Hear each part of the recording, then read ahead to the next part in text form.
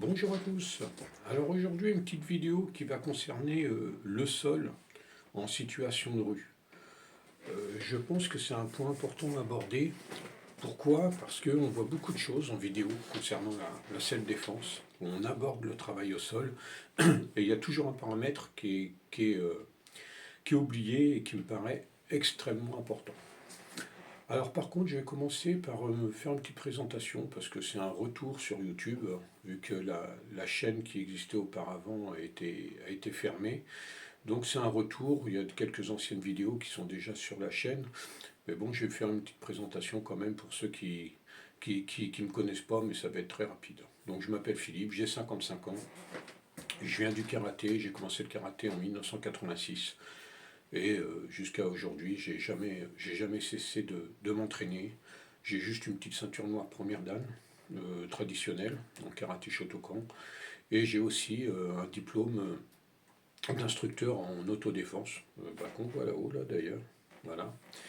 Et j'ai un petit club d'autodéfense dans la ville où j'habite, qui est exclusivement réservé aux femmes, mais ça pourrait être le sujet d'une autre vidéo, pourquoi exclusivement réservé aux femmes. Et donc aujourd'hui, le sujet qui va être le sol en rue, eh bien, je vais l'aborder de manière assez franche. Pourquoi? Parce que c'est mon habitude, c'est ma façon de procéder, donc je ne vais pas la changer. Et donc on voit souvent des techniques proposées au sol par des gens, par exemple, des gens qui viennent du jiu-jitsu, qui viennent du judo, donc, et du MMA, et puis des instructeurs de cette défense. Alors, loin de moi l'idée d'apprendre ce que c'est le sol à des gens qui font du judo, du jiu-jitsu ou du MMA. Ils sont nettement plus performants que moi dans ce domaine-là, vu que moi, c'est pas mon domaine de prédilection. Donc, l'idée, elle n'est pas là. L'idée, c'est l'approche qu'en fait la self-défense. C'est ça qui est extrêmement important. Pourquoi? Eh bien parce que lorsqu'on voit des vidéos sur ce travail au sol, on voit des gens qui maîtrisent plus ou moins ce qu'ils font, mais ils sont toujours dans un contexte de confort. C'est-à-dire, on fait ce travail au sol, on est sur du tatami, sur du carrelage, sur du parquet, sur ce que vous voulez.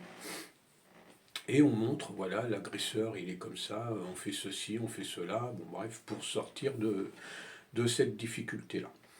Le paramètre qui est jamais abordé, que moi, je n'ai jamais vu aborder en vidéo, il existe sûrement, mais moi, je ne l'ai jamais vu aborder en vidéo, c'est le pourquoi. Qu'est-ce qui a fait qu'on est arrivé au sol?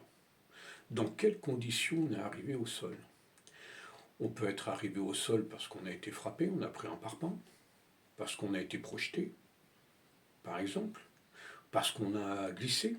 D'ailleurs, je vais vous raconter une anecdote réelle qui m'est arrivée personnellement, où ce contexte-là est précisément arrivé. Et donc, ça change beaucoup de choses. On ne va pas être sur du tatami, on ne va pas être sur une surface propre, on va être en rue. Donc cette chute-là que l'on va faire, soit parce qu'on a pris un parpaing, ou parce qu'on a été projeté, ou parce qu'on a glissé, eh bien, elle va se faire sur du goudron, elle va se faire sur du pavé, elle va se faire sur un trottoir, elle va se faire sur des obstacles. On peut avoir la malchance de se cogner la tête, les membres, bon bref. C'est-à-dire qu'une fois que l'on va arriver au sol, on ne sera pas à 100% de ses capacités pour se défendre. On va être nettement diminué. Et ça, c'est un paramètre qui est extrêmement important à prendre en compte. C'est le pourquoi on est arrivé au sol, dans quelles conditions on y est arrivé. Et ça change toute la configuration de ce qui va être proposé ensuite. Ça change absolument tout. Pourquoi? Parce qu'on sera moins à même de mettre ce que l'on connaît en pratique. Et ça, c'est extrêmement important de le prendre en compte. Moi, je me souviens que lorsque j'ai débuté en karaté, les premiers combats et la première fois où j'ai subi une projection, on était sur ce tatami.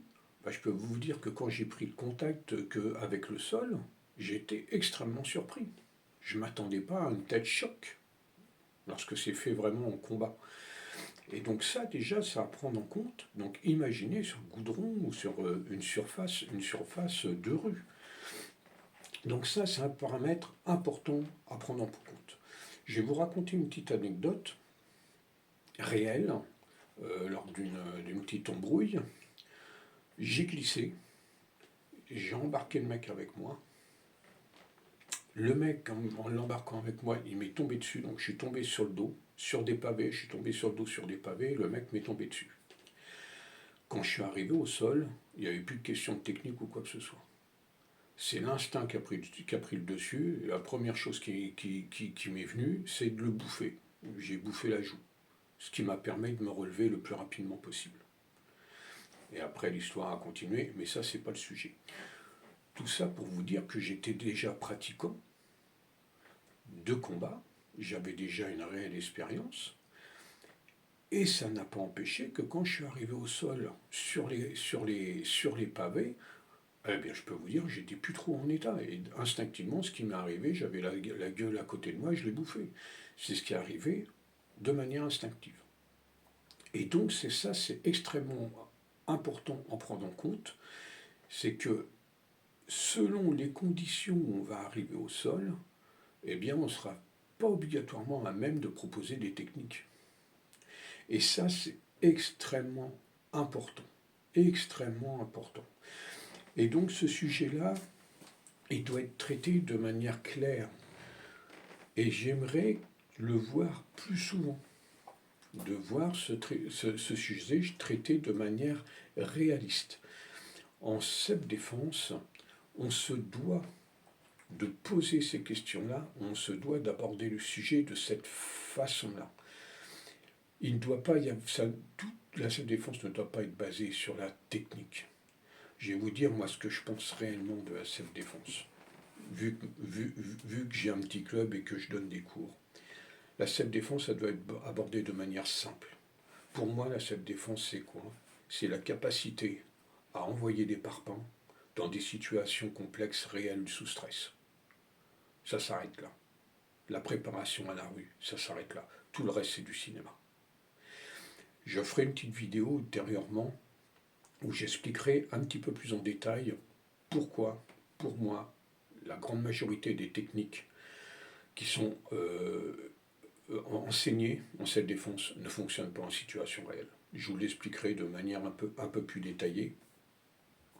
À partir du mois de janvier, de la rentrée, je vais faire quelques petites vidéos sur les cours que je donne, la façon que j'ai d'aborder le sujet de la self-défense et de la rue, parce que je ne l'aborde pas que de manière théorique, je l'aborde aussi par rapport à mon propre vécu, et ça change beaucoup de choses, quand on l'aborde par rapport à un vécu. Et donc je ferai quelques petites vidéos comme ça pour voir un petit peu comment j'aborde ce sujet-là. Donc voilà pour ce petit sujet. Vous pouvez dire ce que vous en pensez, si vous êtes d'accord, pas d'accord. Voilà, moi c'est mon point de vue, hein. Je vous parle d'une vie de pratique et d'une expérience personnelle. Après, d'autres personnes peuvent avoir des points de vue différents parce qu'ils ont une autre expérience. Néanmoins, je pense que ce que je viens de traiter, c'est réel et c'est à prendre en compte. N'hésitez pas à vous abonner à cette chaîne.